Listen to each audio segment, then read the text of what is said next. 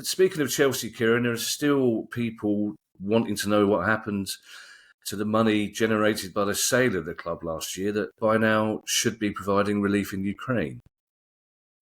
Yes, and it's not. The £2.5 billion. I know some people are saying wasn't the price paid by the Bowley Group £4.25 billion, but what the Bowley Group did was that they committed themselves to paying £1.75 billion in players, I think over 10 years, although they appear to have done most of that in 12 months, on top of the buying price. So the sale price of the club that was agreed was 2.5 billion sterling.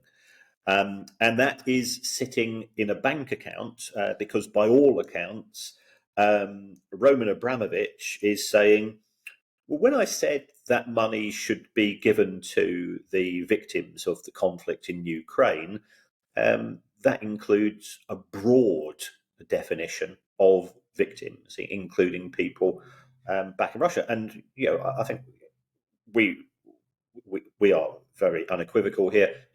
Our support is for Ukraine, but also I have historic links to Russia, having worked there on a regular basis. I can assure you there are many families who have seen their sons go to the front and have been slaughtered because they've been poorly equipped, they've not been given appropriate training, and so on. So there has been genuine losses on the Russian side as well. But that was not the message, I think, with the interpretation that we've seen here in the UK. So because the assets of Roman Abramovich were frozen as opposed to seized, those funds cannot be released from effectively the government bank account until Roman Abramovich signs off. And you don't see or hear anything of him these days.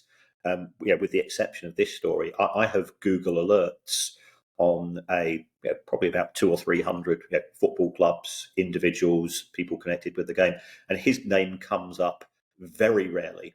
Unlike that of William Storey, but that's another story. Yeah, I'm slightly worried, Kieran, that the next time Roman Abramovich's name does come up, it's after he's read the chapter about him in our book. So it's probably best he is keeping a low profile. Hopefully he's not in. Yes. Hopefully he's not in that lair somewhere waiting for Amazon to deliver our new book. I presume, Kieran, £2.5 billion is a huge amount of money, and whatever bank account it's lying in, it must be generating huge amounts of interest, is it?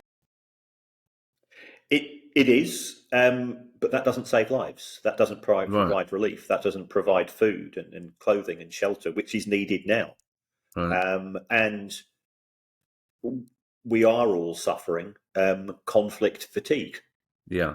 I think the initial huge wave of support for what happened in Ukraine, I don't think people have changed their views, but it's not something that's being discussed, and there are still people being killed, and there's still people trying to put a roof over their heads because of the bombing and the destruction that's been caused. And that money would be better used now rather than having to wait a few more months or years whilst the lawyers wrangle and Abramovich prevaricates.